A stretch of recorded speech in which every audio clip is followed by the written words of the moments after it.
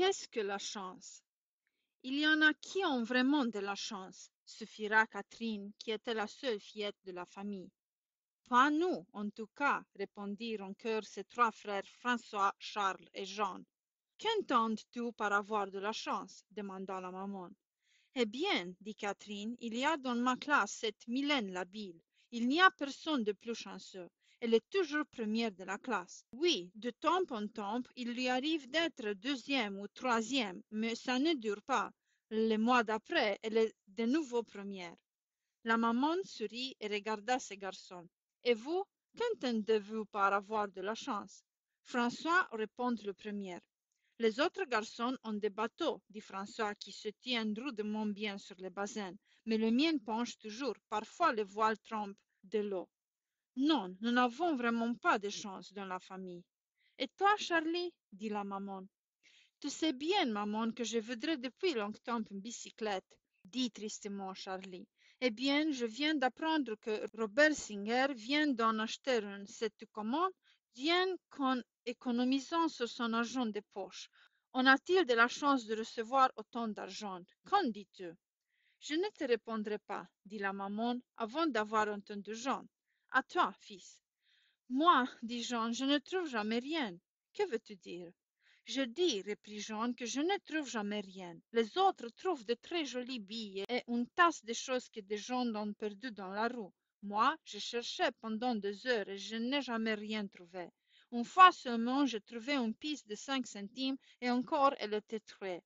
Je dis que les autres ont de la chance et que je n'en ai pas. La maman ne put s'empêcher de rire un peu, car les quatre enfants étaient parfaitement sérieux. Elle réfléchit un instant et dit, je n'ai jamais vu les billets de 100 francs voler au-devant des passants. Bien sûr, dit François, il n'empêche que nous n'avons pas de chance. Vous en avez toute l'impression, n'est-ce pas? Oui, répondirent encore les quatre enfants. Je crois que vous confondez, dit la maman. Qui donc? Demanda Catherine. Premièrement, cette Mylène Labille. Vous savez très bien combien elle travaille. Ce n'est pas du tout par chance qu'elle est presque toujours première, je vous assure. Je connais une autre petite fille qui ne songe qu'à jouer.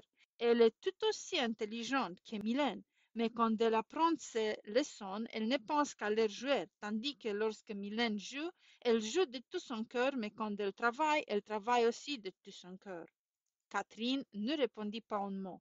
Aussi la maman se tournait-elle vers François. Pourquoi ton bâton n'évoque-t-il pas sans se renverser? Tu le sais très bien. Mais non, dit François en rougissant.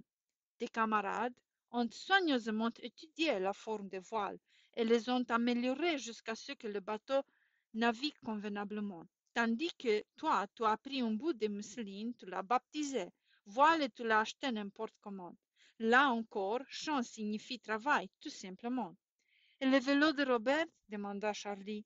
Ce n'est pas une question de travail, tout de même. D'économie, tout simplement, mon fils.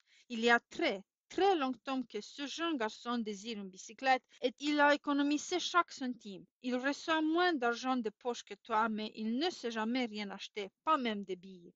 Il voulait une chose et pour finir, tu vois, il l'a eu. Ce n'est pas sorcière. Appelez tout cela de la chance?